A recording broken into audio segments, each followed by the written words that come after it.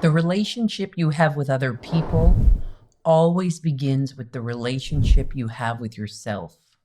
How you see yourself, how you talk to yourself, and how you understand the way your experience is created moment to moment. I want you to think of someone who matters to you. It might be someone you love deeply, or maybe someone you'll see later today, a coworker, a friend, maybe even that one person who can really get under your skin. Hold them in mind for a moment, because what I'm about to share will make a lot more sense if you hear it for yourself. Not as an idea, but as something that could change how you move through your relationships starting today. For about 25 years, I've been fascinated by one question: why isn't everyone happier? We live in a world of comfort, technology, and so much opportunity, yet so many people feel anxious, lonely, or frustrated in their lives. Why is that? Today, I want to look at one small and powerful piece of that puzzle, what I call feeling kindness and love towards someone, even when their behavior doesn't deserve it. Now, I know that may sound strange. Why on earth would we want to feel compassion towards someone who's hurt us or disappointed us or acted badly? But what I've come to see is compassion isn't a moral effort. It's not something we try to do. It's simply what's left when we take away judgment. At its core, compassion is just our sense of connection, our awareness that underneath all the insecure thinking and frustrating bad feelings, we're part of the same human experience. It's our oneness. And to the extent that we feel warmly toward others, life feels light and easy. And to the extent that we get irritated or judgmental, life feels hard. We've all had those moments when we think, that's it, I'm done. I'm moving to a cabin in the woods. I want to be a hermit, because people can be exhausting.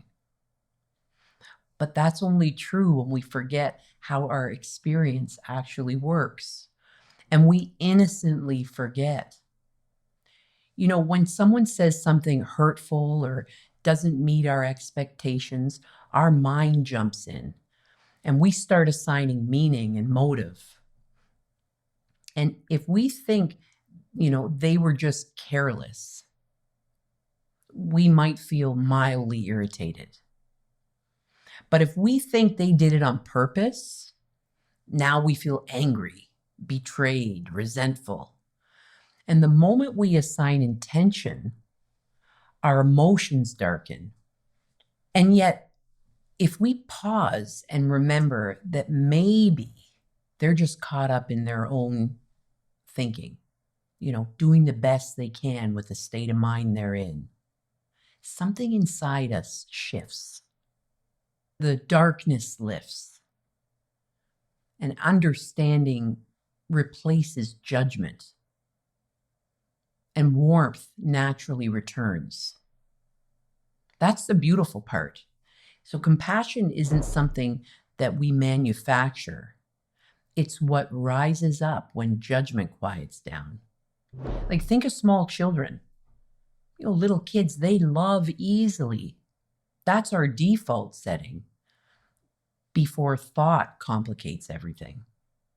The only thing that ever gets in the way of that warm feeling is the thought, they shouldn't be like this.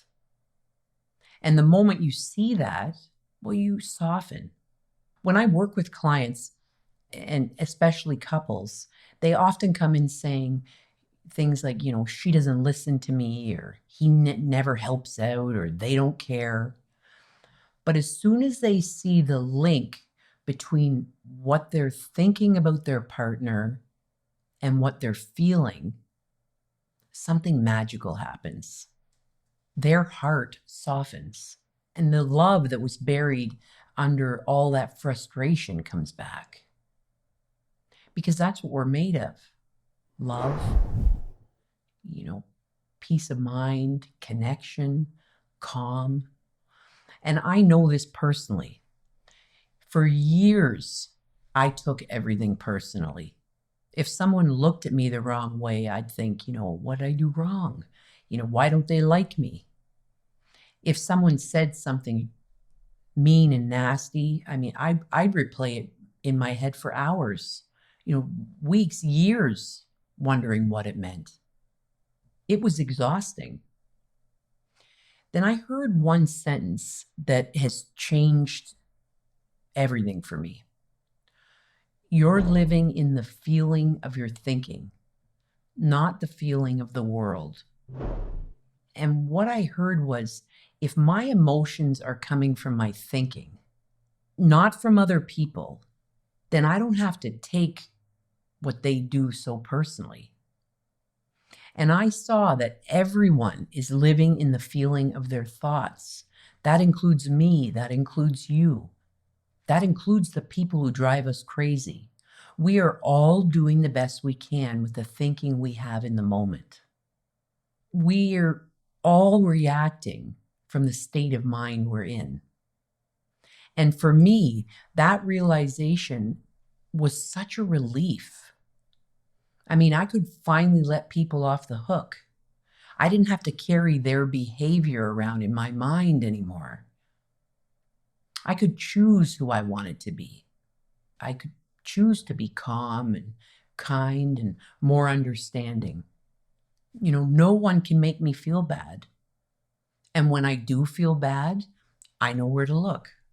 Now, we all have that inner voice. I call mine Crazy Wendy. She's the operator at the switchboard of my brain. And when crazy's loose, common sense goes out the window. She reacts, defends, crosses wires everywhere. But when I notice she's running the show, I can laugh, breathe, take a step back. I can take back the switchboard. And when I see crazy loose in someone else, I can smile instead of react. Because underneath all that thinking, there's something constant, something kind and whole, innate well-being in all of us. That's what I mean by feeling warmly toward people who don't deserve it. It's not about pretending what they did was okay. It's about remembering they're human too, just like you, just like me.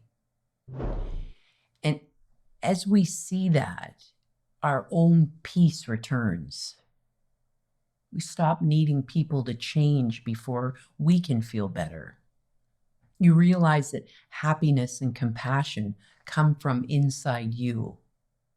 So maybe the question to carry with you today is this: who could I feel more warmly toward right now in this very moment? Because when you do, you're not just changing how you see them, you're changing how you experience life itself. Now go out, play with it, try it, and enjoy your day. And if you'd like to keep watching, in the next video, you'll learn how to protect your peace without guilt. You're doing the work, but some people still drain you. What if the problem isn't them, but what you take on? Enjoy your day.